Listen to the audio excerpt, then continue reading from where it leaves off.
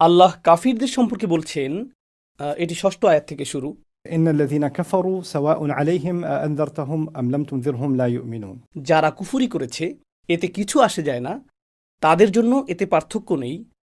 আপনি তাদেরকে সতর্ক করেন আর না করেন, তারা ঈমান আনবে না। আল্লাহ কেন বলছেন যে রাসূল সাল্লাল্লাহু আলাইহি সাল্লামের দাওয়ার ফলে কোনো পরিবর্তন আসবে না আর তারা ঈমানও আনবে না? কারণ রাসূল সাল্লাল্লাহু আলাইহি সাল্লাম ইতিমধ্যেই মক্কার ১৩ বছর সম্ভাব্য সকল পন্থায় দাওয়া দিয়ে গেছেন। ইসলাম গ্রহণের সকল সুযোগ তাদেরকে দেওয়া হয়েছে। তারা জানে ইসলাম সত্য, তবুও তা প্রত্যাখ্যান করেছে। আল্লাহ সম্পূর্ণ মক্কি কোরআনে বারবার এটি প্রমাণ করেছেন। একটা সময়ে এমনকি তারা কোরআন শুনতেও রাজি ছিল না এবং রাসূল সাল্লাল্লাহু আলাইহি সাল্লামকে হত্যার চেষ্টা করেছিল। সুতরাং এই মুহূর্তে তারা নিজেরাই নিজেদের ভাগ্য সিলমোহর করে ফেলেছে। আল্লাহ বলেননি যে তিনি তাদের মুসলিম হওয়ার সক্ষমতা কেড়ে নিয়েছেন, বরং তারা নিজেরাই আজীবন কাফের থাকার সিদ্ধান্ত নিয়েছে। এখন আল্লাহ সেই বিষয়ে মন্তব্য করছেন, খাতামাল্লাহু আলা কুলুবিহিম ওয়া আলা সামঈহিম ওয়া আলা আবসারিহিম গিশাওয়া। সেই কাফেরদের সম্পর্কে বলা হচ্ছে, আল্লাহ তাদের হৃদয় ও কানে মোহর মেরে দিয়েছেন আর তাদের চোখে রয়েছে পর্দা, তাদের দৃষ্টিতে রয়েছে আবরণ। তো তাদের হৃদয় আবৃত, তাদের কান আবৃত এবং তাদের দৃষ্টি আবৃত।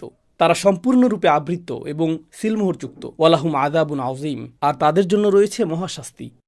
এটি কাফের, অবিশ্বাসী এবং রাসূল সাল্লাল্লাহু আলাইহি সাল্লামের শত্রুদের সম্পর্কে ব্যাখ্যা। এখন দ্বিতীয় প্রকারের লোকদের কথা আসছে। ওয়া মিনান নাসি মান ইয়াকুলু আমান্না বিল্লাহি ওয়া বিল ইয়াউমিল আখিরি ওয়া মা হুম বিমুমিনিন। এটা দ্বিতীয় প্রকারের অবিশ্বাসীদের বর্ণনা। আল্লাহ বলেছেন, মানুষদের মধ্যে একটি শ্রেণী রয়েছে যারা বলে আমরা আল্লাহ ও আখিরাতে বিশ্বাস করি, কিন্তু তারা মোটেই ঈমানদার নয়। তারা মুখে বলে, কিন্তু তারা মোটেই ঈমানদার নয়। প্রথম শ্রেণী ছিল আল্লাযীনা কাফারু, যারা অবিশ্বাস করে। দ্বিতীয় শ্রেণীকে বলা হচ্ছে তারা মোটেই বিশ্বাস করে না। শুনতে প্রথম শ্রেণীর মতোই মনে হচ্ছে, কারণ কারো সম্পর্কে আপনি যখন বলেন তারা বিশ্বাস করে না, শুনে মনে হয় যে তারা অবিশ্বাস করে। কিন্তু আল্লাহ হুবহু একই ভাষা ব্যবহার করেননি। তিনি বলেছেন, না, তারা বিশ্বাসের দাবি করে, কিন্তু আসলে তারা মোটেই বিশ্বাস করে না। ইউখাদিউনা আল্লাহা ওয়াল্লাযীনা আমানু ওয়া মা ইয়াখদাউনা ইল্লা আনফুসাহুম ওয়া মা ইয়াশউরুন। তারা আল্লাহকে প্রতারিত করতে চায়, তারা আল্লাহ এবং ঈমানদারদেরকে ধোঁকা দিতে চায়, আর তারা আসলে নিজেদেরকে ছাড়া অন্য কাউকে প্রতারিত করছে না। ওয়া মা ইয়াশউরুন, অথচ তারা এটা বুঝতেও পারে না। ফি কুলুবিহিম মারাদুন ফাযাদাহুমুল্লাহু মারাদা। তাদের হৃদয়ে একটি রোগ রয়েছে, তাদের হৃদয়ে একটি ব্যাধি রয়েছে। ফাযাদাহুমুল্লাহু মারাদা। আর আল্লাহ সেই রোগ আরও বাড়িয়ে দিয়েছেন। এখন আমি আপনাদের উদ্দেশ্যে কিছু প্রশ্ন করছি। প্রথমত, তারা আল্লাহ এবং ঈমানদারদের বোকা বানানোর চেষ্টা করছে, কিন্তু তারা শুধু নিজেদেরকেই বোকা বানাচ্ছে, কিন্তু তারা কেবল নিজেদেরকেই প্রতারিত করছে। প্রশ্ন হলো, তারা কিভাবে তাদেরকে প্রতারিত করছে? আল্লাহ তা বলেননি। তিনি শুধু বলেছেন তারা তাদের প্রতারিত করার চেষ্টা করছে, কিন্তু কিভাবে, এই প্রশ্নের উত্তর দেননি, তাই না? দ্বিতীয়ত, তিনি বলেছেন তাদের অন্তরে একটি রোগ রয়েছে এবং আল্লাহ সেই রোগকে আরও বাড়িয়ে দিয়েছেন। রোগটি কি এবং কিভাবে তা বাড়িয়েছেন তিনি তা বলেননি। তিনি শুধু বলেছেন এটাই তাদের অবস্থা এবং তারা তা বুঝতেও পারছে না। তৃতীয়ত, তিনি বলেছেন, ইযা কিলা লাহুম লা তুফসিদু ফিল আরদ ক্বালু ইন্নামা নাহনু মুসলিহুন। যখন তাদেরকে বলা হয় পৃথিবীতে বিশৃঙ্খলা সৃষ্টি করো না, পৃথিবীতে সমস্যা তৈরি করো না, তারা বলে আমরা তো শুধু শান্তি স্থাপনকারী, আমরা তো শান্তির পক্ষে কাজ করছি। লক্ষ্য করুন, মুনাফিকদের একটি অদ্ভুত নীতি ছিল। তারা বলতো, আমি তো ভেবেছিলাম ইসলাম শান্তির ধর্ম, তাই মক্কাবাসীদের সাথে শান্তিপূর্ণ সমাধানের উদ্দেশ্যে আমাদের আলোচনা করা উচিত। হ্যাঁ, আমি জানি তারা কিছু কাজ করেছে, কিন্তু তা এতটা খারাপ নয়। তারা তো আমাদেরই ভাই, তাহলে আমরা আবার যুদ্ধে যাচ্ছি কেন? যুদ্ধের কি দরকার? যুদ্ধ তো খারাপ জিনিস। আল্লাহ কি যুদ্ধ অপছন্দ করেন না? আর গোপনে তারা কুরাইশদের সাথে চুক্তি করত ও মুসলিমদের ক্ষতি করতে চাইত। যখন তাদেরকে জিজ্ঞেস করা হয় তোমরা কি করছো, মদিনার সরকারকে বিপদগ্রস্ত করছো কেন, রাসূল সাল্লাল্লাহু আলাইহি সাল্লামকে পেছন থেকে ক্ষতি করতে চাইছো কেন?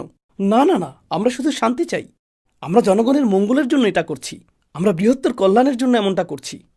তারা ভীরুতা থেকে এমনটা করছে, কিন্তু এটাকে জনসেবা হিসেবে উপস্থাপন করছে। ইন্নামা নাহনু মুসলিহুন আলা ইন্নাহুম হুমুল মুফসিদুন। জেনে রাখো, তারাই সমস্ত বিশৃঙ্খলা সৃষ্টি করছে। ওয়ালাকিন লা ইয়াশউরুন, কিন্তু তারা তা বুঝতে পারে না। ওয়াইদা কিলা লাহুম আমিনু কামা আমানান নাস। যখন তাদেরকে বলা হয় ঈমান আনো, যেভাবে মানুষ ঈমান এনেছে, অর্থাৎ মুনাফিকদের যখন জিজ্ঞেস করা হয় তোমাদের ইসলাম বা ঈমান কেন সেসব লোকদের মতো নয় যারা আন্তরিকভাবে বিশ্বাস করে, নবীজির অনুসরণ করে, তাকে সন্দেহ করে না, এটাই হলো ইমানের প্রকৃত রূপ। তোমরা ইমানের দাবি করো, কিন্তু তাদের মতো আচরণ করো না। কেন তোমরা তোমাদের সামনে উপস্থিত এই আদর্শ মানুষগুলোর মতো হতে পারছো না? তারা ইমানে তোমাদের চেয়ে এগিয়ে, তাদের মতো হও। তারা বলে আনুমিনু কামা আমানা সুফাহা। তারা জবাব দেয়, আমাদের কি এই ইডিয়টগুলোর মতো ইমান আনতে বলছো?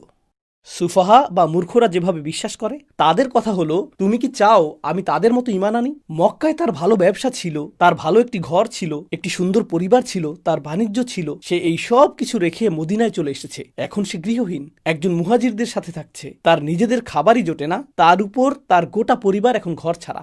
সে তো আসলে একজন জিনিয়াস। তুমি কি চাও আমি তাদের মতো হই? এই দৃষ্টান্ত তুমি আমার সামনে দিচ্ছ? আমি জীবন উপভোগ করতে চাই। তারা মক্কা থেকে হিজরতকারী সাহাবীদের দেখে বলতো, এই লোকগুলো বেশ বোকা, এরা এগুলো করে নিজেদের জীবন নষ্ট করেছে, আর এখন আমাদের জীবনও কঠিন করছে। পরবর্তীতে কোরআনে অন্যত্র তারা বলবে, এরা আমাদের জন্য অর্থনৈতিক বোঝা, কেন এদের সাথে আমাদের সম্পর্ক করতে হবে? তো তাদের মানসিকতা ছিল এরকম। তাই যখন তাদেরকে বলা হয় তাদের মতো হও, তারা বলে, না ধন্যবাদ, এরা কারো রোল মডেল হতে পারে না, এরা বুদ্ধিমান লোক নয়। আলা ইন্নাহুম হুমুস সুফাহা। প্রকৃতপক্ষে তারাই হলো নির্বোধ। ওয়ালাকিল্লা ইয়ালামুন, কিন্তু তারা জানেও না। ওয়াইদা লাকুল লাযিনা আমানু ক্বালু আমান্না। যখন তারা ইমানদারদের সাথে সাক্ষাৎ করে, তো যখন তারা প্রকাশ্যে মুসলিমদের সাথে মিলিত হয়, তারা বলে, অবশ্যই আমরাও মুসলিম, আমরাও বিশ্বাস করি। ওয়াইদা খালাউ ইলা শায়াতিনহিম। কিন্তু যখন তারা তাদের শয়তানদের কাছে ফিরে যায়, অর্থাৎ তাদের গোপন পরামর্শদাতা, শয়তান বলতে বোঝাচ্ছে না যে তারা জিনদের সাথে গোপন বৈঠক করে। কোরআনে আল্লাহ বলেছেন, জিনদের মধ্যেও শয়তান থাকে, মানুষদের মধ্যেও শয়তান থাকে। এরা হলো মানুষ শয়তান। তারা তাদের সত্যিকার মিত্রদের কাছে যায়, সেখানে তারা বৈঠক করে আর বলে, ইন্নামা নাহনু মুস্তাহজিউন, আমরা শুধু উপহাস করছি। ইন্নামা আকুম ইন্নামা নাহনু মুস্তাহজিউন, আমরা আসলে তোমাদের সাথেই আছি। আমরা সেই বৈঠকগুলোতে যাই প্রদর্শনের জন্য যে আমরা মুসলিমদের সাথে রয়েছি, কিন্তু আমাদের আনুগত্য আসলে তোমাদের প্রতি। আমরা শুধু উপহাস করতে সেখানে যাই, আমরা মুসলিমদের সাথে শুধু খেলা করছি। ইন্নামা নাহনু মুস্তাহজিউন। আর আল্লাহ বলেন, আল্লাহু ইস্তাহজিউ বিহিম ওয়া ইয়ামুদ্দুহুম ফি তুগয়ানিহিম ইয়ামাহুন। আর আল্লাহই তাদেরকে নিয়ে খেলা করছেন। বাস্তবে আল্লাহই তাদের সাথে উপহাস করছেন, আর আল্লাহ তাদেরকে তাদের বিদ্রোহ অব্যাহত রাখতে দিচ্ছেন। তারা অন্ধের মতো ঘুরছে। আর ইয়ামাউন না বলে ইয়ামাহুন শব্দটি ব্যবহৃত হয়েছে, যা কৌতূহল জাগ্রতকারী। ইয়ামাউন অর্থ তারা দৃষ্টিশক্তিতে অন্ধ, আর ইয়ামাহুন অর্থ হৃদয়ের অন্ধত্ব। সুতরাং তারা অন্ধের মতো ঘুরে বেড়াচ্ছে, তারা নিজেরাও জানে না যে তারা অন্ধের মতো ঘুরছে। ওকে, এখানে এই সব কিছু পরস্পর সম্পর্কযুক্ত, কারণ তথ্যগুলো পরিমাণে বেশি মনে হলেও সব কিছু একত্রে সংযুক্ত হয়ে মিলিত হচ্ছে। উলাইকা আল্লাযীনা ইশতারাউ আদ-দালালাতা বিল হুদা ফামা রাবিহাত তিজারাতুহুম ওয়া মা কানু মুহতাদিন। তারা সেই লোক যারা হিদায়াতের বিনিময়ে পথভ্রষ্টতা ক্রয় করেছে। তাদের কাছে হিদায়াত ছিল, তারা তা পরিত্যাগ করেছে এবং পরিবর্তে পথভ্রষ্টতা গ্রহণ করেছে। তাদের এই ক্রয়, তাদের ব্যবসা তাদের জন্য কোনো লাভ বয়ে আনেনি। এটি একটি লাভজনক ব্যবসা ছিল না, আর তারা শুরু থেকেই হিদায়াতের প্রতি অঙ্গীকারবদ্ধ ছিল না। এখন আমি আপনাদের সাথে কিছু সংক্ষিপ্ত নোট শেয়ার করব, যা আমি ব্যাখ্যা করতে চাই। প্রথম বিষয়, আমি আপনাদের বলেছিলাম যে তাদের মধ্যে এমন লোক রয়েছে যারা বলে তারা বিশ্বাস করে, কিন্তু প্রকৃতপক্ষে তারা মোটেই বিশ্বাস করে না। ৮ নম্বর আয়াতে এখানে আল্লাহ নিজেই জবাব দিচ্ছেন।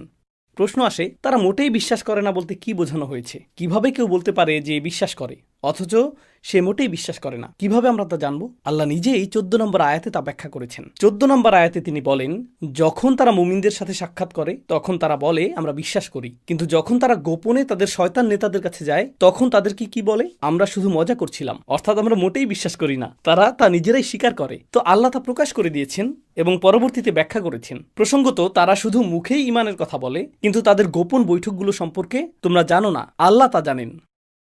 তো আল্লাহ পর্দার আড়ালে ঘটে যাওয়া বিষয়গুলো উন্মোচন করেছেন। তারপর স্মরণ করে দেখুন, তারা বলেছিল তারা আল্লাহকে বোকা বানানোর চেষ্টা করে, তারা আল্লাহ ও ঈমানদারদের প্রতারিত করার চেষ্টা করে, কিন্তু তারা নিজেদের ছাড়া অন্য কাউকেই প্রতারিত করছে না। ঠিক একইভাবে তারা যখন ফিরে এসে বলে আমরা শুধু মজা করছিলাম, এটা আমাদের মনের কথা না, জবাবে আল্লাহ বলেন তারা নিজেদের ছাড়া কাউকেই প্রতারিত করছে না। এরপর শেষে আল্লাহ বলছেন, না, তারা কারো প্রতি উপহাস করছে না, বরং আল্লাহই তাদেরকে উপহাস করছেন।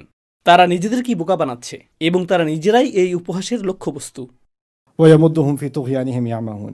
এখানে সবচেয়ে কৌতূহল জাগ্রতকারী উদাহরণ হলো, আল্লাহ বলেছেন তাদের হৃদয়ে একটি রোগ রয়েছে এবং আল্লাহ তাদের রোগকে আরো বৃদ্ধি করেন। আল্লাহ তাদের রোগকে বাড়িয়ে দেন, তাই না? তাদেরকে বলা হয় তোমাদের জন্য উত্তম আদর্শ রয়েছে, তাদের অনুসরণ করো।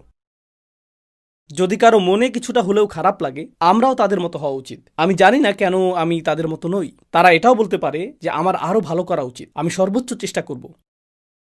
কিন্তু কেউ যখন তার রোগে এতটাই অগ্রসর হয়ে যায় যে যখন অনুকরণীয় আদর্শ হওয়ার যোগ্য কোনো মানুষকে দেখে, তখন সেই মানুষের কাছ থেকে অনুপ্রাণিত হয়ে আরও উত্তম হওয়ার পরিবর্তে তার নীতি হয় আক্রমণই সর্বোত্তম প্রতিরক্ষা। নিজের দুর্বলতা স্বীকার করার পরিবর্তে সে এই রোগে এতটাই আক্রান্ত যে সে আদর্শ মানুষটির উদ্দেশ্যে বলে, এই বোকাকে, একে অনুসরণ করব? মাফ করো, ধন্যবাদ, তোমার হেদায়েত তোমার কাছেই রাখো। পথভ্রষ্টতায় তারা এত দূর এগিয়ে গেছে। এখন এটি বেশ খারাপ। বর্ণিত এই অবস্থা বেশ খারাপ। উপমার প্রসঙ্গে যাওয়ার আগে আমি চাই আপনারা দুটি গুরুত্বপূর্ণ বিষয় উপলব্ধি করুন। প্রথম বিষয়টি হলো, তারা মনে করে তারা সত্যিই চতুর। আপনি যদি এই আয়াতগুলো লক্ষ্য করেন, তারা মনে করে যে তারা একটি দ্বৈত খেলা খেলছে। তারা মুসলিমদের সম্পর্কে এমন ধারণা দিচ্ছে যে মুসলিমরা এতটাই বোকা, মুসলিমরা ধরতে পারবে না, তো তারা এই দ্বৈত খেলা খেলবে এবং অন্য স্থানে আনুগত্য প্রদর্শন করবে, আর কেউ তা বুঝতে পারবে না। তারা খুব চতুর, তারা অতি চালাক ও কূটকৌশলপূর্ণ। নিজেদের সম্পর্কে এটাই তাদের ধারণা। আর আল্লাহ বারবার বলছেন, বাস্তবে প্রকৃত বোকা তারাই আসলে উপহাসের কেন্দ্রবিন্দু। তারা তা দেখতেও পায় না। সুতরাং প্রথম পরিহাসের বিষয় হল, তারা এক অর্থে অন্ধ, এক অর্থে বোকা, কিন্তু একমাত্র তারা নিজেরাই এটা জানে না, তাদের কোনো ধারণাই নেই। এখান থেকে পাওয়া এটি একটি উল্লেখযোগ্য বিষয়। সম্পূর্ণ এই উপমাটি থেকে পাওয়া দ্বিতীয় উল্লেখযোগ্য বিষয় হল একটি তুলনা। এই তুলনাটির দিকেই আমি এখন আপনাদের মনোযোগ আকর্ষণ করতে চাই। আমি কিন্তু এই বিষয়ে আগামীকাল আপনাদের জিজ্ঞেস করব, কারণ আমাদের এটা আগামীকালও দরকার হবে। ফেরাউনের সাথে কার তুলনা করা হয়েছিল? ফেরাউনের সাথে কার তুলনা হয়েছিল? আমি ভুলে গেছি। কুরাইশদের। একজন মনে রেখেছে, আপনি ভালো মনোযোগী। বনী ইসরায়েলের সাথে কার তুলনা করা হয়েছিল? মুনাফিকদের। এখন আপনি যদি মুনাফিকদের জনসংখ্যা দেখেন, তারা মক্কা থেকে হিজরত করেনি। আমরা যাদের মুনাফিক বলে বিবেচনা করি তাদের অধিকাংশ, এবং কারো কারো নামও আমরা জানি, তারা ছিল মদিনার স্থানীয় জনগোষ্ঠী। তারা মদিনার স্থানীয় লোকজন। ওকে, আর মদিনাতে ইহুদিরাও ছিল। তো তাদের মধ্যে শুধু মিলই ছিল না, তারা সবাই একই অঞ্চলের অধিবাসী, তারা একই এলাকার। এখন দুটো দলের কথাই ভাবুন, এবং ভাবুন যে তাদের পরস্পরের মধ্যে কি কি মিল ছিল। মদিনার মানুষরা এক হতে চাইছিল। তাদের ছিল একাধিক গোত্র। আওস ও খাজরাজে একাধিক শাখা গোত্র ছিল, এবং তারা একটি কেন্দ্রীয় সরকার গঠনের চেষ্টা করছিল। যদি তাদের 14টি শাখা গোত্র থাকে, ক্ষুদ্র গোত্র, প্রতিটি গোত্রের নিজস্ব কমিটি, কাউন্সিল, নেতা ছিল। আর আমরা সবাই জানি, যখন মানুষের মধ্যে একটি কমিটি থাকে এবং তাদের মিটিং হয়, একটি সিদ্ধান্ত নেওয়া খুব সহজ হয়, তাই না? সকলে তাৎক্ষণিক একমত হয়ে যায়। না, এতে দীর্ঘ সময় লাগে। যখন আপনার একটি ব্যবসা থাকে আর সেই ব্যবসায়ের মালিক আপনি হন, আপনাকে মিটিং ও আলোচনা করতে হয় না, কমিটিও গঠন করতে হয় না, এবং প্রথম কমিটি কি করছে তা যাচাই করার জন্য আরেকটি কমিটি থাকে না। আপনি একাই সিদ্ধান্ত নিতে পারেন, তাই না? যেহেতু এটা আপনারই ব্যবসা, আপনি দ্রুত সিদ্ধান্ত নিতে পারেন। তো আওস ও খাজরাজ বুঝতে পেরেছিল, আমাদের 14টি শাখা গোত্র আছে, প্রতিটি গোত্রের একটি কমিটি আছে, এবং মতামতের পরিমাণ অনেক বেশি। তাই আমরা সহজে সিদ্ধান্ত নিতে পারছি না, এবং শহরটিও ক্ষতিগ্রস্ত হচ্ছে। আমাদের সকলের স্বার্থেই একজন রাজা থাকা উচিত। ফলে আমরা একতাবদ্ধ হব, ইউনাইটেড স্টেটস অফ মদিনার ঐক্যবদ্ধ গোত্রসমূহ, এবং আমাদের একজন রাজা থাকবে। ওকে। আর রসুল সাল্লাল্লাহু আলাইহি ওয়াসাল্লামের আগমনের আগে আব্দুল্লাহ ইবনে উবাইরই আসলে রাজা হওয়ার কথা ছিল, কিন্তু তারা এমন একজন নেতা চাইছিল যে মদিনাবাসীদের উদ্দেশ্যগুলোকে সুসংহত করবে। এটা ইসলামের আগে। এখন অন্যদিকে সেখানে ইহুদিরাও ছিল। ইহুদিরা ছিল এমন সম্প্রদায় যাদের প্রত্যেক প্রজন্মে একজন নবী দেওয়া হয়েছিল। একটি বর্ণনায় রাসূল সাল্লাল্লাহু আলাইহি ওয়াসাল্লাম আমাদের বলেছেন, কুল্লামা হালাকা নাবিয়্যুন খলাফা নাবিয়্যুন। একজন নবী মারা গেলে অন্যজন তার স্থলাভিষিক্ত হতেন। কুরআনও বলছে, কাফাইনা আলা আসারিহিম বিরুসুলিনা। আমি রাসূল প্রেরণ করেছি শিকলের করার মতো, একজন নবী, এরপর আরেকজন, এরপর আরেকজন, এরপর আরেকজন। উদাহরণস্বরূপ আমাদের জানা গল্পেও ইব্রাহিম আলাইহিস সালাম, এরপর ইসাক আলাইহিস সালাম, এরপর ইয়াকুব আলাইহিস সালাম, এরপর ইউসুফ আলাইহিস সালাম। কি ঘটছে? একের পর এক, একের পর এক। জাকারিয়া আলাইহিস সালাম, ইয়াহইয়া আলাইহিস সালাম, ঈসা আলাইহিস সালাম, একের পর এক, একের পর এক। মুসা আলাইহিস সালামের সাথেই হারুন আলাইহিস সালাম। একটি ধারাবাহিকতা, নিরবিচ্ছিন্ন একটি পরম্পরা চলছে। এমনকি মুসা আলাইহিস সালামের গল্পের শেষের দিকেও ইয ক্বালা মুসা লিফাতাহু, সেই যুবক সম্পর্কে কিছু তাফসীরকারকদের মতামত যে তিনি আসলে একজন নবী, ইউশা। তো ঈসা আলাইহিস সালাম পর্যন্ত নবুয়তের এই ধারাবাহিকতা অব্যাহত ছিল। বনী ইসরাইলের শেষ নবী, অর্থাৎ তাদের কাছে আসা সর্বশেষ নবী ছিলেন ঈসা আলাইহিস সালাম। তো 6 শতাব্দী ধরে কোনো নবী তাদের কাছে আসেনি। এমনকি তাদের কাছেও আসেনি, আর তারা এটা বুঝতে পেরেছে। কেউ কেউ বলে যে নবীজির 400 বছর আগে অথবা 700-800 বছর আগে আরেকজন নবী এসেছিলেন। ইহুদিদের বর্ণনায় তারা শেষ নবীর কথা উল্লেখ করেছে, তারা সর্বশেষ নবীর অপেক্ষায় ছিল। তাদের কিছু আলেম এমনকি বলেছেন বিরতিটি যেহেতু এত বড়, এর অর্থ সর্বশেষ রাসূল আসছেন, এবং তারা তাদের বর্ণনা অনুযায়ী সর্বশেষ রসুল সম্পর্কে একটি বিষয় জানত, সর্বশেষ রসুল আসবেন এবং তিনি আমাদের সবাইকে বিজয়ের দিকে নিয়ে যাবেন। সর্বশেষ রসুল সম্পর্কে এটাই ছিল তাদের বিশ্বাস। এখন তাদের অনেকেই, মূলত তাদের কিছু ইতিহাসবিদ বিশ্বাস করত যে তিনি মদিনায় আসবেন। তাই কিছু ইহুদি পরিবার মদিনায় চলে এসেছিল, কারণ তারা তাদের বর্ণনাগুলো থেকে জেনেছিল যে শেষ নবী এখানেই আসবেন এবং তিনি বিজয়ের পথে তাদেরকে নেতৃত্ব দেবেন। মদিনার জনগণ এবং ইহুদিদের মধ্যে কোথায় মিল ছিল? তারা উভয়ই ঐক্যের প্রতীক, একটি নেতৃত্বের প্রত্যাশা করছিল, যিনি তাদেরকে বিজয় এনে দেবেন, তাদেরকে রক্ষা করবেন, তাই না? তারা উভয়ই এমনটা খুঁজছিল। সুতরাং তাদের মধ্যে এই মিলটি ছিল, যা কৌতূহল জাগ্রতকারী। তাদের আর কি মিল ছিল? তাদের নিজেদের মধ্যে প্রচুর সংঘর্ষ হতো, এদেরও নিজেদের মধ্যে অনেক লড়াই হতো। তারা নিজেদেরকে অধিক বুদ্ধিমান আর অধিক জ্ঞানী মনে করত, ইহুদিরাও নিজেদেরকে অধিক বুদ্ধিমান ও জ্ঞানী মনে করত। অ-ইহুদি বা জেন্টাইলদের ব্যাপারে ইহুদিদের সমস্যা ছিল, সেই রসুল আমাদের মধ্য থেকেই হতে হবে, আমাদের মধ্য থেকেই একজনকে হতে হবে। যখন নবী সাল্লাল্লাহু আলাইহি সাল্লাম মদিনায় গেলেন, তিনি কি মদিনার স্থানীয় নাকি অভিবাসী ছিলেন? তিনি ছিলেন অভিবাসী। সো তার ব্যাপারে ইহুদিদের সমস্যা ছিল, কারণ তিনি ইহুদিদের মধ্য থেকে নন। আর তার ব্যাপারে মদিনার রাজনীতিবিদদেরও সমস্যা ছিল, কারণ তিনি মদিনার জন্মগত বাসিন্দা বা কোনো গোত্রের সদস্য নন। কিভাবে আমরা মক্কার একজন বিদেশিকে আমাদের সরকার প্রধান বানাবো? আর তার মন্ত্রিসভার সবাই তো মক্কার মানুষ। হঠাৎ এসব কি শুরু হলো? সুতরাং এক অর্থে রসুল সাল্লাল্লাহু আলাইহি সাল্লামকে নিয়ে তাদের সমস্যা উভয় পক্ষের জন্যই অত্যন্ত সাদৃশ্যপূর্ণ, উভয় পক্ষের জন্যই একই ধরনের সমস্যা। তো আল্লাহ যখন এই আয়াতে মুনাফিকদের বর্ণনা করছেন, তখন এক অর্থে মুনাফিকদের উদ্দেশ্যে কথা বলার সময় ইহুদি সম্প্রদায়ের দিকেও ইঙ্গিত করা হচ্ছে। কারণ যখন আমরা সূরা বাকারায় ইহুদিদের বর্ণনা পাঠ করব, তখন দেখবেন নুমিনু বিমা উনজিলা আলাইনা ওয়া ইয়াকফুরুনা বিমা ওয়ারাআহু, তারা বলে আমাদের প্রতি যা নাজিল হয়েছে তাতে আমরা বিশ্বাস করি। আর আল্লাহ বলছেন না, তারা অবিশ্বাস করে। তারা বলে আমরা বিশ্বাস করি। মুনাফিকরা কি বলে? আমরা বিশ্বাস করি। আল্লাহ বলেছেন ওমা হুম বিমুমিনিন, তারা মোটেও বিশ্বাসী নয়। তারপর ইউখাদিউনাল্লাহা ওয়াল্লাযীনা আমানু, তারা আল্লাহ ও ঈমানদারদের ধোঁকা দিতে চায়। পরবর্তীতে সূরা বাকারায় ইহুদিদের পক্ষ থেকে এই ধোঁকাবাজির কিছু নিদর্শন আপনারা দেখতে পাবেন। তো আল্লাহ মুনাফিকদের তুলনা করবেন। যখন তিনি মুনাফিকদের কথা বলছেন, তখন তা ইহুদিদের কিছুটা পীড়া দিয়েছে, আর যখন আল্লাহ ইহুদিদের কথা বলেছেন, তখন তা কাদের পীড়া দিয়েছে? মুনাফিকদের। এটা যেন তাদের মধ্যকার দ্বিমুখী সম্পর্ক, ঠিক যেমন সম্পর্ক রয়েছে কুরাইশ ও ফেরাউন এবং ফেরাউন ও কুরাইশদের মধ্যে। এটা এরকমই। এখন আল্লাহ একটি উপমা প্রদান করতে চলেছেন, এবং এই উপমাটি বিস্ময়করভাবে উভয়কে আঘাত করবে। তো এখন উপমার প্রথম অংশটি দেখা যাক। মাসালুহুম, তাদের উপমা হলো কামাসালিল্লাযী ইসতাওকাদা নারা, সেই ব্যক্তির উপমার মতো যে আগুন জ্বালানোর চেষ্টা করছে। মাসাল শব্দটি সম্পর্কে আমি শুধু একটি মন্তব্য করব।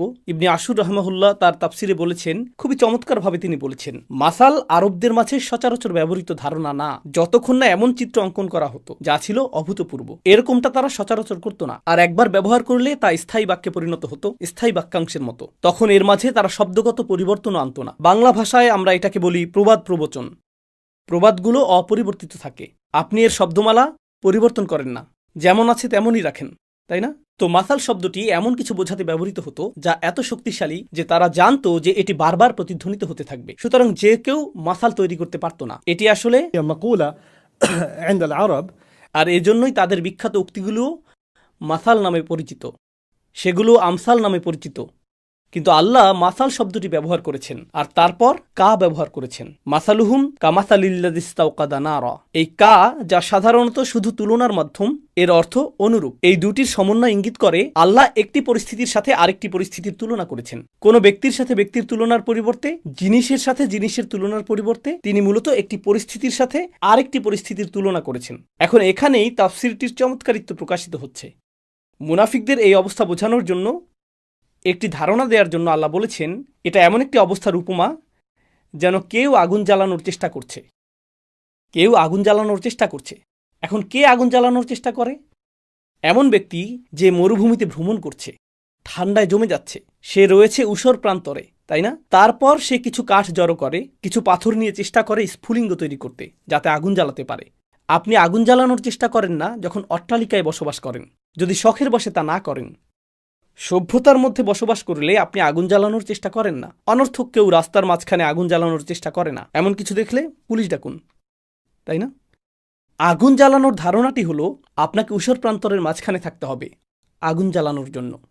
এখান থেকে আমরা একটা বিষয় জানতে পারলাম, আরবরা উন্নত সভ্যতার ধারক ছিল না, তারা ছিল মরুবাসী। রোমান সাম্রাজ্যের মাঝে আপনি এই উদাহরণ দিবেন না। তাদেরকে আগুন জ্বালানোর কথা বলতে হবে না, কারণ তাদের উন্নত শহর, স্থাপত্য, রাস্তার বাতি রয়েছে। পারস্য সভ্যতার এই উদাহরণের প্রয়োজন নেই, চীনা সভ্যতারও প্রয়োজন নেই। কিন্তু আপনি যদি আরবদের আগুন জ্বালানোর কথা বলেন, তারা বলবে, ও হ্যাঁ, আমি মরুভূমিতে বাস করি, আমি এটা সব সময় করি, গত সপ্তাহে আমি পথ হারিয়ে ফেলেছিলাম, আমাকে। তারা এর সাথে পরিচিত, তাই না? আমাদের জন্য উদাহরণটি জ্বালানি তেলের উদ্দেশ্যে কারো পেট্রোল পাম্পে যাওয়ার মতো। ওহ, এই ভোগান্তির কথা আমি বুঝি। আরবরা এর সাথে সরাসরি পরিচিত। আমি আপনাদের বলেছি এখানে উপমার দুটি আঘাত রয়েছে। একটি আঘাত করেছে ইহুদিদের এবং এটা আঘাত করছে মুনাফিকদের। আগুন জ্বালানোর চেষ্টার সাথে ইহুদিদের বিশেষ সম্পর্ক রয়েছে, আর তা হলো মুসা আলাইহিসসালামের ঘটনা। যখন তিনি মরুভূমিতে ভ্রমণ করছিলেন, তার পরিবার তখন ঠান্ডায় কাঁপছিল এবং অন্ধকার হয়ে এসেছিল। তিনি আগুন জ্বালানোর চেষ্টা করলেন, কিন্তু পারলেন না। তখন তিনি দূরে আগুন দেখতে পেলেন। তো চিন্তার একটি ক্ষেত্র তৈরি হলো, ও আগুন জ্বালানো, এখানে কি বলা হচ্ছে? ইস্তাওকাদা নারা, কেউ আগুন জ্বালানোর চেষ্টা করছে। এখন এটা ব্যাখ্যার দুটি বিকল্প উপায় আছে, আমি পরে বলবো কোনটি আমার কাছে যুক্তিসঙ্গত মনে হয়। তো একটি উপায়ে এই অংশটির ব্যাখ্যা করা হয়েছে। এই ব্যক্তি কে যে আগুন জ্বালানোর চেষ্টা করছে? আল্লাযী ইস্তাওকাদা নারা, এক ব্যক্তি আগুন জ্বালানোর চেষ্টা করছে। এর একটি ব্যাখ্যা হলো আল্লাহ ইহুদিদের কথা বলছেন, যারা 600 বছর ধরে কোনো নবী দেখেনি, আর তারা শেষ নবীকে খুঁজে বের করার জন্য কঠিন চেষ্টা করছে, যিনি তাদের নেতৃত্ব দেবেন। সুতরাং তাদেরকে তুলনা করা হয়েছে এমন ব্যক্তির সাথে যে আগুন জ্বালানোর চেষ্টা করছে। কারণ অন্ধকারে একবার যদি সে আগুন খুঁজে পায়, তখন সে জানবে কোথায় যেতে হবে, কিভাবে আত্মরক্ষা করতে হবে। অবশেষে তার সমস্যার সমাধান হবে, আর তাকে ঠান্ডায় জমে যেতে হবে না। তার সকল সমস্যার কারণ হলো তার কাছে আগুন নেই। ঠিক যেমন ইহুদিরা ভাবছিল যে আমাদের সকল সমস্যার কারণ হলো আমাদের নেতা নেই, শেষ নবী এখনো আসেননি। অন্যদিকে মদিনার লোকেরাও কি নেতা খুঁজছিল না? আর প্রসঙ্গক্রমে আপনার কাছে যখন আগুন থাকে, আপনি কি পথ দেখান না? কল্পনা করুন, একদল মানুষ গোটা পরিবার সহ সেখানে রয়েছে, তারা ঠান্ডায় কাঁপছে, আর আপনার কাছে যদি আলো না থাকে, আপনি তো সমস্যায় পড়বেনই, তাই না? তো একবার আলো পেলে আপনি সবাইকে নেতৃত্ব দিতে পারবেন। সুতরাং যে আগুন জ্বালায় সে তাদের নেতৃত্ব দিতে পারে। তো উভয় পক্ষই আগুন জ্বালানোর চেষ্টা করছে। উপমাটি বোঝার জন্য এটি একটি উপায়। এই উপমাটি বোঝার আরেকটি উপায় হলো স্বয়ং রাসূল সাল্লাল্লাহু আলাইহি সাল্লামকে বিবেচনা করা। কোরআন অবতীর্ণ হওয়ার আগে তিনি মক্কা শহরের সাথে সম্পৃক্ত ছিলেন এবং মানুষের কল্যাণে গভীরভাবে নিবেদিত ছিলেন, কিন্তু তবুও এটি তাকে হতাশ করছিল। এক পর্যায়ে তিনি শহর থেকে দূরে গুহায় দীর্ঘ সময় কাটাতে লাগলেন। আর আপনাদের মধ্যে যারা উমরা বা হজ করেছেন এবং সেই পাহাড়ে ওঠার সুযোগ পেয়েছেন যেখানে তিনি সময় কাটাতেন, শুধু ভাবুন সেখানে উঠতে কত পরিশ্রমের প্রয়োজন। এখন সেখানে সিঁড়ি রয়েছে, তখন তো কোনো সিঁড়িও ছিল না। সেখানে উঠতে এবং কয়েকদিন সেখানে থাকতে কি পরিমাণ শারীরিক পরিশ্রমের প্রয়োজন। আর তার স্ত্রী তার জন্য খাবার নিয়ে আসতেন। স্ত্রী হিসেবেও তিনি কত চমৎকার, রাদিয়াল্লাহু আনহা। আপনি উপরতলায় রয়েছেন আর বললেন, কানালে আও, আর তিনি বললেন, হ্যাঁ, নিজে এসে নিয়ে যাও, রান্নাঘর নিচে। তিনি পাহাড়ে তার জন্য খাবার নিয়ে যেতেন, আবার নিচে আসতেন। তারা ছিলেন বিশেষ মানুষ। যাই হোক, তিনি গুহার উপরে ধ্যানমগ্ন, ভাবছেন। তিনি কি ভাবছেন? সিরাত বিশেষজ্ঞদের মধ্যে তিনি কি ভাবছিলেন এই বিষয়ে বিভিন্ন তথ্য রয়েছে। আমার কাছে যে মতটি যুক্তিসঙ্গত মনে হয়েছে তা হলো তিনি ভাবছিলেন এই সকল বিশৃঙ্খলার সমাধান কি। যেমন আমি গরিবদের সাহায্য করতে চেষ্টা করছি, কিন্তু দারিদ্র্য বেড়েই চলছে। আমি অত্যাচারিত মানুষদের সাহায্য করতে চাই, কিন্তু অত্যাচার আরও বাড়ছে। মনে হয় যেন এর কোনো শেষ নেই। আপনি যদি মানব সেবায় নিয়োজিত থাকেন, তাহলে দেখবেন বাস্তবিকই যারা অনেক মানবিক কাজ করে, সময়ের ব্যবধানে তারা আশাবাদী হয় না, বরং তারা আরও হতাশাগ্রস্ত হয়। কারণ তারা সমস্যাটা দেখে। তারা এতটুকু সাহায্য করে, তাদের সাহায্যের গ্রাফ বাড়ছে। আমরা আগে 5% সাহায্য করতে পেরেছি, এই বছর 7% করতে পারবো, পরের বছর করতে পারবো 10%। কিন্তু সমস্যা বাড়ছে 300%, 400%, এই হারে। সমস্যার গ্রাফটি সমাধানের গ্রাফের চেয়ে অনেক দ্রুত গতিতে এগিয়ে যাচ্ছে। তখন আপনি উপলব্ধি করতে শুরু করেন, হতাশা আপনাকে আঘাত করতে শুরু করে। তো নবীজি কোনো একটি আলোর খোঁজ করছিলেন, তাই না? আর আপনি কল্পনা করতে পারেন আল্লাহ রসুল সাল্লাল্লাহু আলাইহি সাল্লাম যখন সেই পাহাড়ের উপরে ছিলেন, আমার মনে হয় তিনি হয়তো আগুন জ্বালানোর চেষ্টা করতেন পাহাড়ে রাত কাটানোর জন্য, তাই না? তো এই উপমাটির একাধিক টার্গেট রয়েছে। আর যখন তিনি সেই আগুন জ্বালালেন, এখন ভাবুন তো, কোরআনের বর্ণনা অনুযায়ী নবীজির সাথে আর কোন ব্যক্তির তুলনা করা যায়? মুসা আলাইহিসসালাম। মুসা আলাইহিসসালামও আগুন জ্বালানোর চেষ্টা করেছিলেন। তখন তিনি দূরে আলো দেখতে পেলেন। যখন তিনি সেখানে পৌঁছলেন, তিনি খুঁজছিলেন নার। নার অর্থ কি? আগুন। কিন্তু তার পরিবর্তে তিনি যা পেলেন তা হল নূর। তার পরিবর্তে তিনি সেখানে পেলেন আলো, অর্থাৎ হিদায়াত। নূর হল হিদায়াতের প্রতীক। আপনি যদি এই উপমাটি লক্ষ্য করেন, مثلهم كمثل الذي استوقد نارا فلما أضاءت ما حوله ذهب الله নূরিহিম, আল্লাহ তাৎক্ষণিক নার থেকে নূরে পরিবর্তন করলেন। কারণ উভয় অনুসন্ধানেই আগুন জ্বালানো হচ্ছে, কিন্তু শেষ পর্যন্ত আপনি যা পেয়েছেন তা নার নয়, বরং নূর। আপনি পেয়েছেন আলো, তাই না?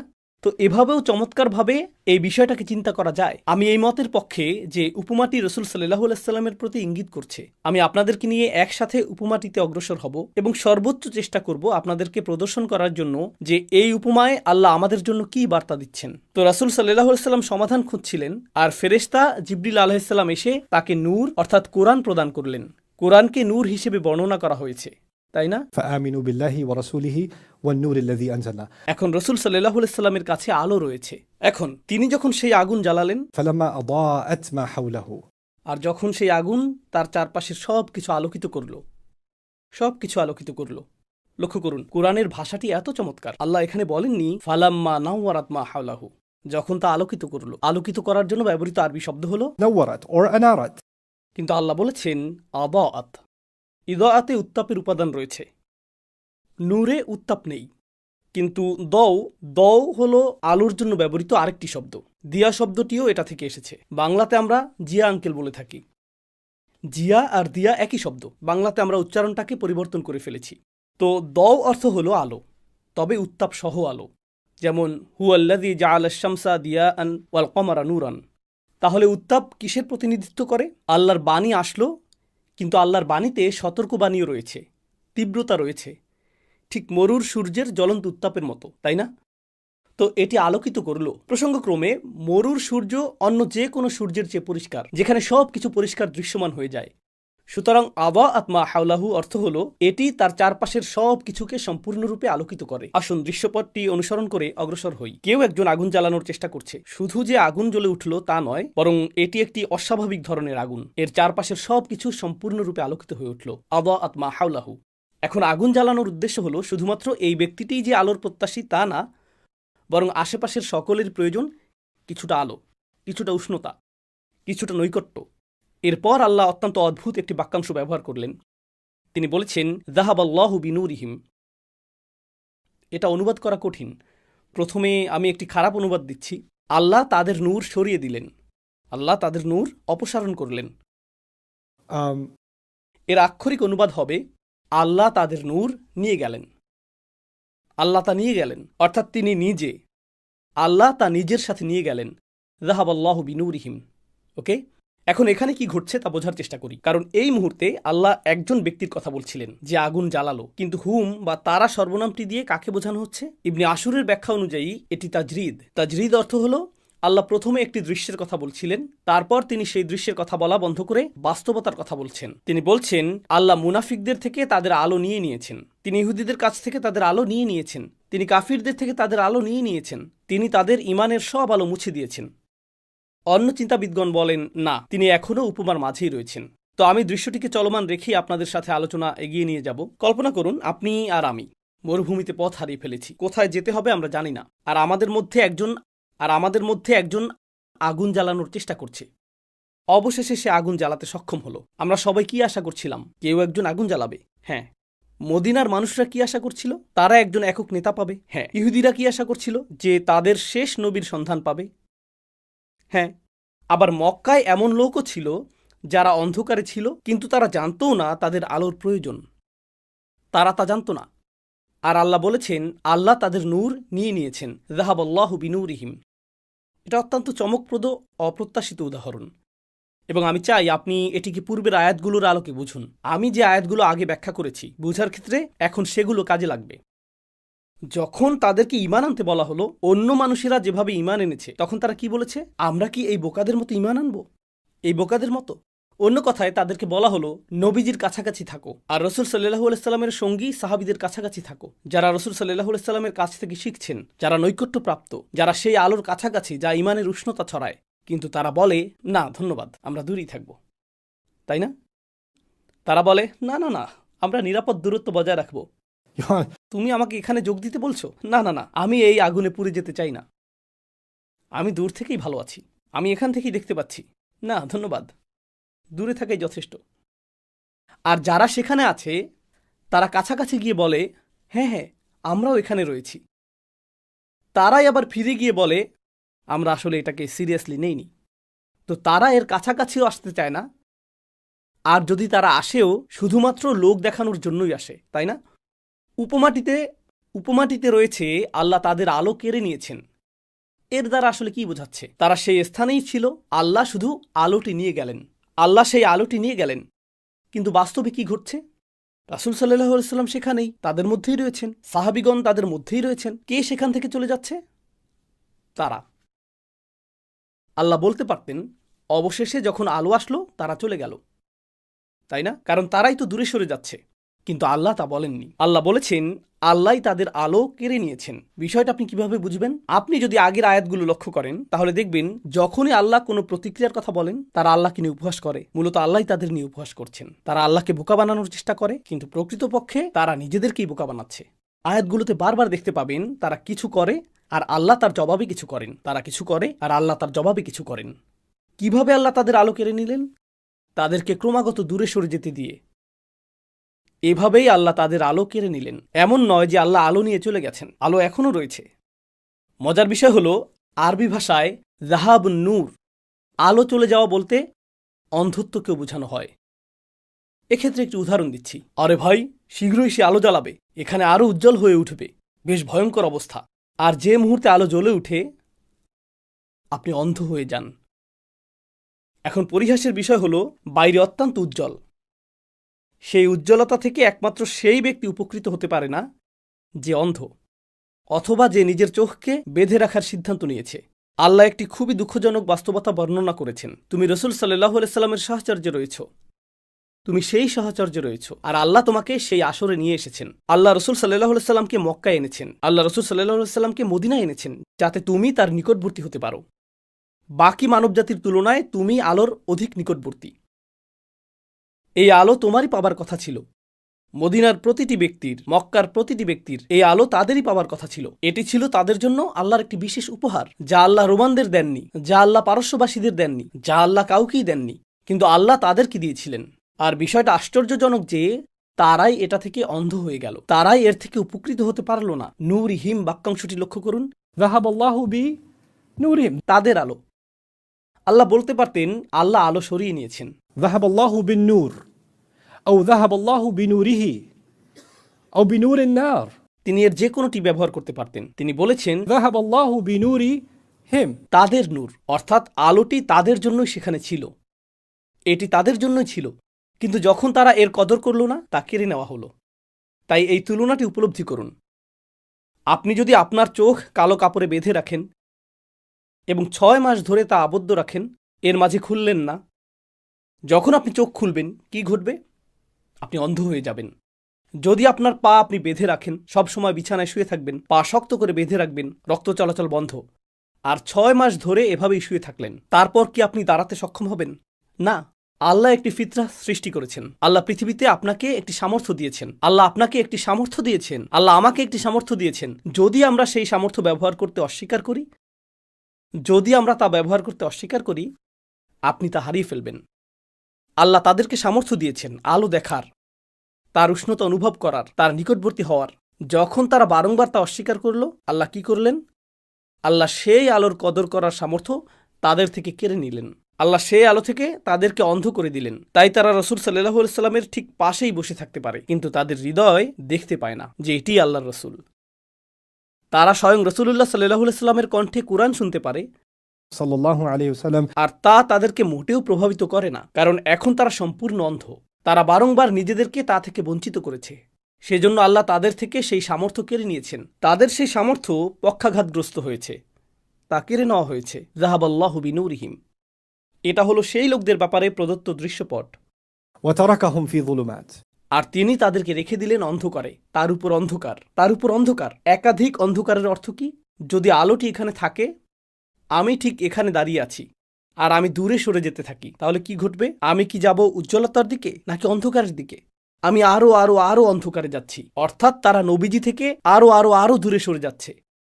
আল্লাহ তাদেরকে আরো আরো আরো দূরে অন্ধকারে ছেড়ে দিচ্ছেন। চমকপ্রদ একটি বিষয় হলো, আল্লাহ এই কথাটি এই প্রথম বলছেন না, তিনি ইতিমধ্যে এটি বর্ণনা করেছিলেন যখন এর আগে কাফিরদের সম্পর্কে বলেছেন। তিনি ইতিপূর্বে কথা বলেছেন। আমি আয়াতটি আপনাদের সামনে পাঠ করছি। إن الذين كفروا سواء عليهم أأنذرتهم أم لم تنذرهم لا يؤمنون ختم الله على قلوبهم وعلى سمعهم وعلى أبصارهم غشاوة। তিনি কাফিরদের এই অবস্থাটি বর্ণনা করেছিলেন। আর এখন মুনাফিকরা তারা যতই দূরে সরে যাচ্ছে, ততই কাফিরদের নিকটবর্তী হচ্ছে। আপনি যদি মুমিন ও রাসূল সাল্লাল্লাহু আলাইহি ওয়াসাল্লাম থেকে দূরে সরে যান, তাহলে কার নিকটবর্তী হবেন? কাফিরদের, যাদের চোখের উপর রয়েছে অন্ধকারের পর্দা। ওয়ালাহুম আযাবুন আযীম। সুতরাং অবিশ্বাস্য ভঙ্গিতে এই চিত্রটি অঙ্কিত হয়েছে। আর এই চিত্রের সবচেয়ে চমৎকার অংশগুলোর একটি হলো এই বাক্যাংশটি, ফালাম্মা আদাআত মা হাওলাহু, যখন তা তার চারপাশকে আলোকিত করল। রাসূল সাল্লাল্লাহু আলাইহি সাল্লাম নিজেই হিদায়াতের সন্ধান করছিলেন। আল্লাহ বর্ণনা করেছেন, ওয়াজাদাকা দাল্লান ফাহাদা, তিনি আপনাকে পেয়েছিলেন পথ সম্পর্কে অনবহিত, এরপর হিদায়াত দিলেন। সুতরাং আল্লাহ তার রাসূল সাল্লাল্লাহু আলাইহি সাল্লামকে হিদায়াত দিলেন। কিন্তু আল্লাহ শুধু তাকে হিদায়াতই দেননি, তিনি তাকে এমন কিছু দিয়েছিলেন যা তার চারপাশ আলোকিত করে। কিন্তু আল্লাহর আলোর ব্যাপারে উল্লেখযোগ্য বিষয় হল, আল্লাহু মুতিম্মু নূরিহি, আল্লাহ তার আলোকে পরিপূর্ণ করতে থাকেন। 23 বছরের মধ্যে সমগ্র আরব আলোকিত হয়ে গিয়েছিল, এবং কয়েক বছর পর পারস্য আলোকিত হতে শুরু করল। এরপর রোম আলোকিত হতে শুরু করল, ভারত আলোকিত হতে শুরু করল, এরপর আফ্রিকা, ইউরোপ, অস্ট্রেলিয়া এবং দক্ষিণ পূর্ব এশিয়া। এই আলো ছড়িয়ে পড়তে এবং ছড়িয়ে পড়তেই থাকলো। বিশ্বের শত কোটি মানুষ এই আলোর আওতায় আসলো। আর যারা এই আলোর সবচেয়ে নিকটবর্তী ছিল, তাদের কেউ কেউ ছিল অন্ধ। এটা কি বিস্ময়কর না? যাহাবাল্লাহু বিনূরিহিম। একটি কবিতা এসেছে, আল আকলু আকলান। সম্ভবত ইমাম রাগিব আল আসফাহানি এই কবিতাটি উদ্ধৃত করেছেন। বুদ্ধিবৃত্তি 2 প্রকার, চিন্তাশক্তি 2 প্রকার। তার মতে এর মধ্যে একটি হল, কামা দাউউ আশ-শামসি লা তানফা আও লা ইয়ানফা ইযা দাউউল আইনি মামনু'। আর এগুলো হল মাতবুউন ও মাসমুউন। তার মতে একটি আলো বা বুদ্ধিবৃত্তি আছে যা আপনি শিখে থাকেন। যেমন একটি শিশু বেড়ে ওঠে, সে আপনাকে বলতে শুনে বাবা বাবা বাবা, অবশেষে সে বলতে শুরু করে বাবা। আপনি বলেন মামা মামা মামা, অবশেষে সে বলে মামা। এটি শিশুর মনের বিকাশ, এটি মাসমুর। এছাড়া আরেক ধরনের বুদ্ধিবৃত্তি রয়েছে যাকে বলে মাতবু, অর্থ আল্লাহ মানুষের তাবিয়াতে কিছু দিয়ে দেন, সেটি হলো ফিতরা, সেই আলো যা আল্লাহ আমাদের সকলকে দিয়েছেন, তাই না? সুতরাং তিনি বলেন কোনো উপকারিতা নেই। ফালা ইয়ানফাউল মাসমু' ইযা লাম ইয়াকুন মাতবু'। তিনি বলেন নতুন জিনিস শেখার মধ্যে কোনো উপকারিতা নেই যদি আপনার ভেতরে যে আলো রয়েছে তাকে আপনি হত্যা করেন। আর তিনি এটা কিসের সাথে তুলনা করেছেন? এটা সূর্যের আলোর মতো, যা কারো উপকারে আসে না যদি তার চোখে আলো না থাকে। কামা দাউউ আশ-শামস লা ইয়ানফা ইযা দাউউল আইনি মামনু'। তাই না? এটাই আল্লাহর আলো। কোরআন আসলো, আর এর সবচেয়ে নিকটবর্তী মানুষেরা তাদের কারো কারো অন্তর ছিল আবদ্ধ, ফলে তারা এর থেকে উপকৃত হতে পারেনি। সুতরাং এই সব কিছু ইতিহাস। কিন্তু আপনার ও আমার জন্য শিক্ষণীয় বিষয় কি? বিস্ময়কর এই উপমা, অবিশ্বাস্য এই উপমাটির মধ্যে।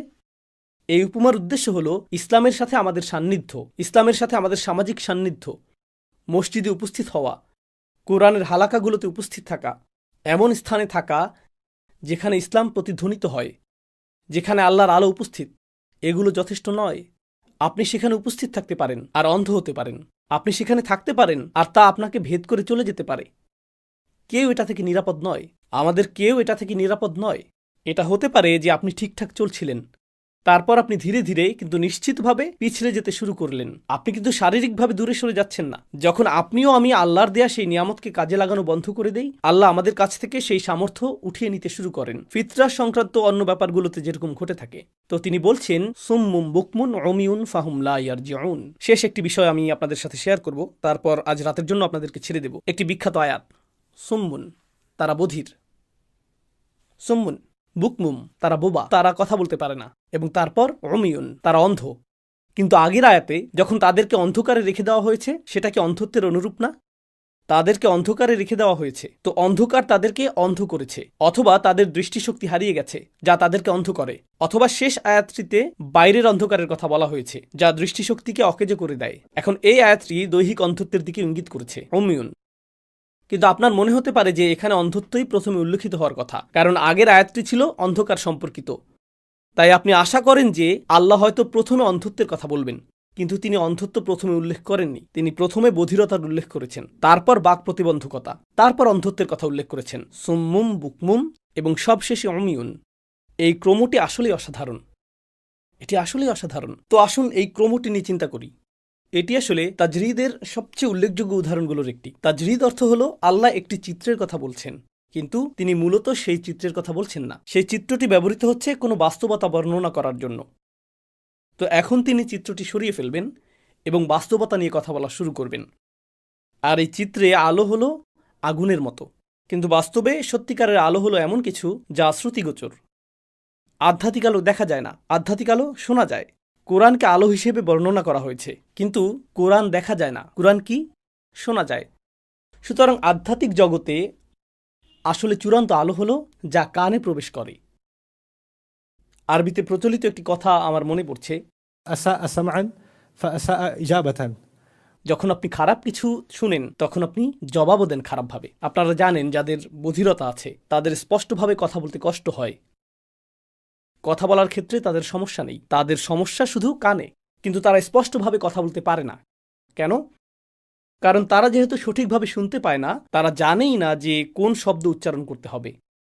সুতরাং তারা কখনো শিখতেই পারে না সঠিকভাবে শব্দ উচ্চারণ কিভাবে করতে হয়। যখন আপনি কোনো বধির ব্যক্তিকে কথা বলতে শোনেন, আপনি ভাবেন তার কি কথা বলারও সমস্যা আছে? না, আসলে শোনার সমস্যাই কথা বলার সমস্যায় পরিণত হয়েছে। তাই আল্লাহ উল্লেখ করেছেন সুম্মুম, আর এরপরে তিনি উল্লেখ করেছেন বুকমুম, তাদের কথা বলার অক্ষমতা, তাই না? আর আধ্যাত্মিক অর্থে তারা আল্লাহর বাণী গ্রহণ করেনি, আর যেহেতু তারা আল্লাহর বাণী গ্রহণ করেনি, ফলে তারা সঠিকভাবে এর জবাব দেয়নি। আমরা এই বাক্যাংশটির আরেকটু গভীরে যাব। আল্লাহর বাণী না শোনা এটা প্রথম অপরাধ। একথা বোঝা সবচেয়ে সহজ। আল্লাহ বলেন তাদের মতো হইও না যারা শোনে, ওয়াহুম লা ইয়াসমাউন। তারা বলে আমরা শুনি, কিন্তু আসলে তারা শুনে না, তাই না? ওয়াহুম লা ইয়াসমাউন। তো এটা একটা সমস্যা। কিন্তু দ্বিতীয় আরও গুরুতর সমস্যা হলো, সমাজে সবসময় বিদ্যমান থাকবে ইনফ্লুয়েন্সার এবং অনুসারী। এখানে যারা তরুণ, আমি যখন ইনফ্লুয়েন্সার এবং অনুসারীদের কথা বললাম, সাথে সাথে তোমাদের মাথায় ইনস্টাগ্রাম, টিকটক ইত্যাদি চলে এসেছে, তাই না? কিন্তু এই প্রযুক্তির আগেও পৃথিবীতে সবসময়ই ইনফ্লুয়েন্সার এবং অনুসারী ছিল। ইনফ্লুয়েন্সার ছিল রেডিওতে, ইনফ্লুয়েন্সার ছিল স্থানীয় মন্দিরে, ইনফ্লুয়েন্সার ছিল গ্রামে, ইনফ্লুয়েন্সার ছিল পরিবারে। সমগ্র মানব ইতিহাসে সবসময় ইনফ্লুয়েন্সার এবং অনুসারী ছিল। এখন কেবল ইনফ্লুয়েন্সার হওয়া সহজতর হয়ে গিয়েছে। আর আপনি যদি নির্বোধ মানুষদের ইনফ্লুয়েন্স করেন, তাহলে আপনি বিশ্বব্যাপী অনেক নির্বোধ অনুসারী জোগাড় করতে পারবেন। সুতরাং বিশ্বব্যাপী আপনি সব মূর্খ মানুষকে একত্রে সংযুক্ত করতে পারবেন এবং সম্মিলিতভাবে তাদের ইনফ্লুয়েন্সার হতে পারবেন, তাই না? আপনি যদি বুদ্ধিমান হন, আপনি অন্য বুদ্ধিমান মানুষদেরকে আপনার অধীনে জড়ো করতে পারবেন, আর আপনি বুদ্ধিমান মানুষদের ইনফ্লুয়েন্সার হতে পারবেন, তাই না? সুতরাং এই প্রবণতা সব সময়ই ছিল। প্রযুক্তি শুধু একটি অনুঘটক মাত্র। প্রযুক্তি এটাকে কেবল দ্রুততর এবং বহুগুণে শক্তিশালী করে তুলেছে, কিন্তু মূল বিষয়টি সবসময়ই বিদ্যমান ছিল। এখন কোরআন প্রায়ই ইনফ্লুয়েন্সারদের কথা বলেছে। আমি আবার বলছি, কোরআন প্রায়ই ইনফ্লুয়েন্সারদের কথা বলেছে। কেন? কারণ ইনফ্লুয়েন্সাররা সাধারণত একটি বিশাল সমস্যা তৈরি করে। কারণ ইনফ্লুয়েন্সাররা প্রচুর পরিমাণে কাকে প্রভাবিত করে? অনুসারীদের। তো মাক্কি কোরআনে আল্লাহ মিলিয়নিয়ারদের কথা বলেছেন, তিনি রাজনীতিবিদদের কথা বলেছেন, তিনি সমাজের নেতাদের কথা বলেছেন। কেন? কারণ অন্য সবাই তাদের মতো হতে চায়। সবাই কামনা করে তাদের যদি একই রকম ঘোড়া থাকতো, তাদের যদি একই রকম উট থাকতো, তাদের যদি একই রকম প্রাসাদ থাকতো, তাদের যদি একই রকম পোশাক থাকতো। অন্য সবাই ইনফ্লুয়েন্সারদের মতো পোশাক পরছে, অন্য সবাই ইনফ্লুয়েন্সারদের মতো যানবাহনে চড়তে চায়, সবাই ইনফ্লুয়েন্সারদের মতো এলাকায় থাকতে চায়, সবাই ইনফ্লুয়েন্সারদের মতো হতে চায়। হাজার হাজার বছর আগেও এমনটা ঘটত। এ যুগে কি এমনটা ঘটে? সবাই কোনো না কোনোভাবে ইনফ্লুয়েন্সারদের অনুকরণ করতে চায়। একজন সেলিব্রিটি এক ধরনের টি শার্ট পরিধান করে, তখন টি শার্টের বিক্রি বেড়ে যায়। একজন সেলিব্রিটি এক ধরনের পানীয় তুলে নিয়ে পান করে, তখন সেই পানীয়ের বিক্রি বেড়ে যায়। সেলিব্রিটি অনুমোদন। সেলিব্রিটি বলল আমি এই রেস্তোরাঁটি অথবা সেই রেস্তোরাঁটি পছন্দ করি, ব্যাস সবাই অনুসরণ শুরু করলো, সবাই যাওয়া শুরু করলো। আর কোম্পানিগুলোও তাদের পণ্যের বিজ্ঞাপন বাবদ এই সকল ইনফ্লুয়েন্সারদের বড় অঙ্কের টাকা দেয়, তাই না? তাই কোরআন ইনফ্লুয়েন্সারদের বিরুদ্ধে কথা বলছে। কিন্তু কোরআন কখনো কখনো অনুসারীদের বিরুদ্ধেও বলেছে। এখন এখানে এই আয়াতে এটি এক অর্থে উভয়ের বিরুদ্ধেই বলেছে। ইনফ্লুয়েন্সাররা শুনতে অস্বীকার করেছিল, তারা আলোর সবচেয়ে কাছাকাছি, সেজন্য তাদের সবচেয়ে বেশি সুযোগ রয়েছে উপলব্ধি করার এবং গ্রহণ করার, কিন্তু তারা তা চায় না। আর যখন তারা তা চায় না, তাদের অনুসারীরা কি করে? অমুক যদি এটা না চায়, আমিও তা চাই না। এটা যদি কল্যাণকর হতো, আমার প্রিয় ইনফ্লুয়েন্সার এটা পছন্দ করত। যেহেতু সে এটা শুনতে চায় না, আমিও শুনতে চাই না। এটা কি এ যুগে ঘটে? হ্যাঁ। আপনি যখন নিজের মস্তিষ্ক ইনফ্লুয়েন্সারের হাতে তুলে দেন এবং তার কাছে সমর্পণ করেন, আমার জন্য আপনি চিন্তা করুন স্যার, আমার জন্য আপনি চিন্তা করুন, তখন সে যা মেনে নেয় আপনিও তা মেনে নেন, সে যা প্রত্যাখ্যান করে আপনিও তা প্রত্যাখ্যান করেন। তো আপনি শুনতে অস্বীকার করার সিদ্ধান্ত নেন কারণ সেলিব্রিটি বলেছে, অমুক বলছে, তাই আমি এটা শুনব না। এখন প্রসঙ্গক্রমে ইনফ্লুয়েন্সাররা বর্তমান সময়ে কখনো কখনো কোরআনের কিছু কথা শুনে এবং তারা এটার সাথে একমত হয়। ও মাই গড, এটা সম্পূর্ণরূপে সত্য। এই কথা যদি বলি, আমি নিশ্চিত যে আমি আর ইনফ্লুয়েন্সার থাকতে পারবো না, কারণ আমার অধিকাংশ অনুসারীরা এটা অনুসরণ করবে না। তাই হয় আমি যা বিশ্বাস করি তা বলতে হবে, না হয় আমার অনুসারীদের ধরে রাখতে হবে, তাই না? তো তারা কি করে? তারা কি কথা বলে নাকি চুপ থাকে? এমনটা কি বর্তমানে ঘটে যে এরকম ইনফ্লুয়েন্সার রয়েছে যে জানে যে কিছু বিষয়ে তার সোচ্চার হওয়া উচিত, যেমন গণহত্যা, কিন্তু সে যদি কথা বলে, সে হয়তো তার অনুমোদন হারাতে পারে, সে হয়তো কন্ট্রাক্ট হারাতে পারে, সে তার পরবর্তী নেটফ্লিক্স সিরিজ বা এই জাতীয় কিছু হারাতে পারে। তাহলে কি করাই উত্তম? চুপ থাকা, প্রসঙ্গ পরিবর্তন করা, এই বিষয়ে কথা না বলা। এটা নিয়ে কথা বলো না। হেই, আপনি কিছু বললেন না কেন? কি বলবো? আপনি কি বলছেন? আমি বুঝতে পারছি না আপনি কিসের কথা বলছেন। জানেন এরা কি? বুকমুন, বোবা। তারা শুনতে চায় না, আবার তারা কিছু বলতেও চায় না, কারণ তারা জানে তারা ইনফ্লুয়েন্সার। তারা যদি মুখ খুলে, অন্যরা তা শুনবে, আর তারপর তারা তাদের সকল অনুসারী হারাবে। প্রসঙ্গক্রমে আপনি যদি কোরআন মানেন, তাহলে আপনাকে মানতে হবে যে আপনার নিজের ইনফ্লুয়েন্স অর্থহীন। আপনি শুধুমাত্র আল্লাহ ও তার রাসূল সাল্লাল্লাহু আলাইহি সাল্লামের কাছ থেকে ইনফ্লুয়েন্স গ্রহণ করবেন। তাই আপনি আর নেতা হতে আগ্রহী না, আপনি এখন অনুসারী হতে আগ্রহী। আপনি সেই জীবনটা ত্যাগ করতে চলেছেন, কিন্তু রঙিন সেই জীবনটা ছেড়ে আসা বেশ কঠিন। তাই আপনি সত্যিই কি মনে করছেন, সেই বিষয়ে কথা না বলাই আপনার কাছে উত্তম। সেজন্য আপনি চুপ থাকেন। আর অন্যদিকে রয়েছে অনুসারীরা এমন, কোরআন যা বলেছে আমি তা আসলেই পছন্দ করি, কিন্তু আমি তো এই সেলিব্রিটির অনুসারী। আমি যদি কোরআনের পথে চলি, আমার সকল বন্ধুরা যারা নিজেরাও অনুসারী, তারা আমাকে ঘৃণা করবে, তারা আমাকে ক্লাব থেকে বের করে দেবে। আমি কোরআনের সাথে একমত হতে পারবো না, আমি এর বাণীগুলোর সাথে একমত হতে পারবো না। তাহলে আমার গোটা সামাজিক গ্রুপটি আমাকে ত্যাগ করবে, তারা আমার মেম্বারশিপ ব্যাজ কেড়ে নেবে, তারা আমাকে ব্লক করে দিবে, আমার কমেন্টে কেউ লাইক রিয়েক্ট দিবে না। আমি যদি কোরআনের সাথে একমত হই, এই সব কিছু শেষ হয়ে যাবে, পরিণাম অনেক ভয়াবহ। তাই আমি বুকমুন থাকব, আবকাম থাকব, আমি চুপ থাকব, আমি কিছু বলবো না। আর তারপর রয়েছে অমিউন, অন্ধ। আমি শুধু ভান করব যে আমি এটা দেখিনি, আমি চিন্তা করতে চাই না। অমিউন শব্দটি রূপক অর্থেও প্রযোজ্য, শুধুমাত্র দৈহিক অন্ধত্বই না, কোনো কিছুর অস্তিত্ব জানা সত্ত্বেও আপনি এটাকে না দেখার চেষ্টা করছেন। আমি তো কিছু দেখিনি।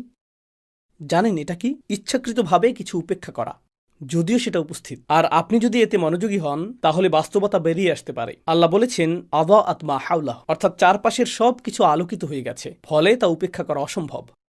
এই আয়াত আমাদের শিক্ষা দেয় যে অন্ধত্বের আগেও মূলত রয়েছে শুনতে অস্বীকৃতি এবং বিবেক অনুযায়ী সত্য বলতে অস্বীকৃতি। এই দুটি জিনিস যদি বিদ্যমান থাকে, সেখান থেকে অন্ধত্বের সৃষ্টি হয়। প্রথম আয়াতটি ছিল অন্ধত্ব সম্পর্কিত। দ্বিতীয় আয়াত, অর্থাৎ এই আয়াতটি সুম্মুম বুকমুন উমিয়ুন, আসলে অন্ধত্বের উৎস বর্ণনা করছে। অন্ধত্ব কোথা থেকে আসে? এই লোকেরা কিভাবে এত অন্ধ হতে পারলো? আজকাল আপনি সোশ্যাল মিডিয়াতে দেখবেন মানুষ কথা বলছে এবং তারা একদম অযৌক্তিক কথা বলছে, আর আপনার অবস্থা এমন, এটা কিভাবে সম্ভব যে এই ব্যক্তি কথা বিশ্বাস করে? এটা কিভাবে সম্ভব? কিভাবে সে বাস্তবতার প্রতি এতটা অন্ধ হতে পারে? আর আপনি যদি কিছুটা চিন্তা করেন, তখন দেখতে পাবেন এর পেছনে রয়েছে সুম্মুন এবং বুকমুন, যা অমিয়ুনকে ব্যাখ্যা করে। এটা তাই ব্যাখ্যা করে। এরপর অবশেষে আল্লাহ বলছেন ফাহুম লা ইয়ারজিউন, ফলে তারা ফিরে আসবে না, যা এই চিত্রটিকে পূর্ণতা দিচ্ছে। খেয়াল করে দেখুন, এরকম মনে হচ্ছিল যেন আল্লাহই তাদের আলো কেড়ে নিয়েছেন। আল্লাহ যদি প্রকৃতই তাদের আলো কেড়েই নিতেন, তাহলে আয়াতটি এভাবে শেষ হতো, আল্লাহ আর আলো ফিরিয়ে আনবেন না। কিন্তু আয়াতটি এভাবে শেষ হয়নি। আয়াতটি শেষ হয়েছে তারা আর ফিরে আসবে না, তাহলে আয়াতটি আমাদের কি শিক্ষা দিচ্ছে? আল্লাহ মূলত ছেড়ে চলে যাননি। আসলে কে ছেড়ে গেছে? তারাই। তবে আল্লাহ তাদেরকে যেতে দিয়েছেন, আর আল্লাহ তাদের থেকে তাদের আলো কেড়ে নেওয়ার অনুমতি দিয়েছেন, কারণ তারা এর কদর করেনি এবং তারা এই আলোর দিকে ফিরেও আসতে চায়নি। আর শক্তিশালী এই চিত্রটি যা আল্লাহ এই আয়াতটিতে এঁকেছেন তা তাদের সম্পর্কে যারা তাদের বিপদগামিতায় অটল, আল্লাহর হিদায়াত অনুসরণ করতে যারা অস্বীকৃতি জানায়। আল্লাহ আমাদের সবাইকে এর থেকে হেফাজত করুন এবং আল্লাহ আমাদের উপলব্ধি করার ক্ষমতা দিন যে অসাধারণ এই আয়াতটিতে যে ব্যক্তি আগুন জ্বালায় সে হয়তো একজন ব্যক্তি মাত্র, যার অর্থ তারা সবসময় সংখ্যাগরিষ্ঠের বিপরীতে থাকবে। আর যার কাছে আলো আছে, আপনি যখন তার কাছে যান, আপনি জনপ্রিয় কারো কাছে যাচ্ছেন না, আপনি আসলে এমন কিছুর দিকে যান যা অজনপ্রিয়। এটা আপনার পরিবারে অজনপ্রিয়, আপনার সম্প্রদায়ে অজনপ্রিয়, আপনার বন্ধু মহলে অজনপ্রিয়। আপনি শুধু মুসলিম দেশে আছেন বলে এর অর্থ এই না যে ইসলাম সেখানে প্রভাবশালী। গত বছর আমি বেশ কয়েকটি মুসলিম দেশে গিয়েছি যেখানে অনেক মেয়ে আমার কাছে অভিযোগ করেছে। আমি তাদের জিজ্ঞেস করেছি, মুসলিম হিসেবে তোমাদের জন্য কোন বিষয়টি পালন করা সবচেয়ে কঠিন? তখন তারা বলল, পর্দা করা। তারা সকলেই বোরকা পরিহিত। আমি বললাম, মুসলিম দেশে এটা কঠিন হবে কেন? তোমরা কি বলছো? কেউ যদি অস্ট্রেলিয়া, কানাডা অথবা ফ্রান্সে থেকে এই কথা বলে তা না হয় মানা যায়, তোমরা কেন বলছো যে এটা কঠিন? তোমরা তো মুসলিম দেশে রয়েছো। তারা বলল, আপনার ধারণা নেই এখানে মেয়েরা পর্দা করার কারণে কত ছেলের উপহাসের শিকার হতে হয়, কত শিক্ষকের উপহাসের শিকার হতে হয় মুসলিম দেশে, আমাদের শিক্ষা প্রতিষ্ঠানগুলোতে। এটাই বাস্তবতা। আর তাদের পরিবারও তাদেরকে উপহাস করে। আমার চাচাতো ভাই বোন, আমার চাচারা, আমার খালারা, আমার দূরবর্তী আত্মীয়রা, আমার বড় ভাই বোন সবাই আমাকে উপহাস করে, কারণ আমি মুসলিম দেশে পর্দা করতে চাই। আমার স্কুলের শিক্ষক, আমার স্কুলের বন্ধুরা সবাই। আমি একাকী, কারণ আমি পর্দা করার ইচ্ছা পোষণ করি, অথবা আমি নামাজ পড়ি, বিরতির সময়ে আমি নামাজ পড়ি, আমি জোহরের নামাজ পড়ি। মুসলিম দেশে দুজন মেয়ে এক কোণে নামাজ পড়ছে আর গোটা স্কুলের সকল মেয়ে ওই মেয়ে দুটিকে উপহাস করছে, কারণ তারা নাকি চরমপন্থী। আমি যা বলতে চাইছি তা হলো, যারা আলো ধারণ করে হতে পারে সকল স্থানেই তারা সংখ্যালঘু হতে পারে। আর চোখ উন্মুক্ত করাটা কষ্টসাধ্য, এটা অত্যন্ত কষ্টসাধ্য। অন্ধ থাকাটা অনেক সহজ, কান বন্ধ করে রাখাটা অনেক সহজ, এটা অনেক সহজ। কোনো কিছু নিয়ে চিন্তা করা সত্ত্বেও সাহসিকতার অভাবে তা প্রকাশ না করা, এটা প্রকাশ করতে অনেক সাহসিকতার প্রয়োজন। অন্ধত্ব কাটিয়ে উঠতে অনেক সাহসিকতার প্রয়োজন। আলোক সৃষ্টিকারী আগুন জ্বালাতে প্রচেষ্টার প্রয়োজন এবং এর অনুসরণ করতে প্রচেষ্টার প্রয়োজন। অচল হয়ে থাকাটা সহজ, অন্ধকারে থাকাটা সহজ। আল্লাহ আমাদেরকে তাদের অন্তর্ভুক্ত করুন যারা আলোর দিকে প্রত্যাবর্তন করে এবং এ পথে অবিচল থাকে। বারাকাল্লাহু লি ওয়া লাকুম ফিল কুরআনিল হাকিম ওয়া নাফা'নি ওয়া ইয়্যাকুম বিল আয়াতি ওয়া যিকরিল হাকিম। হাইয়াকুম আল্লাহ।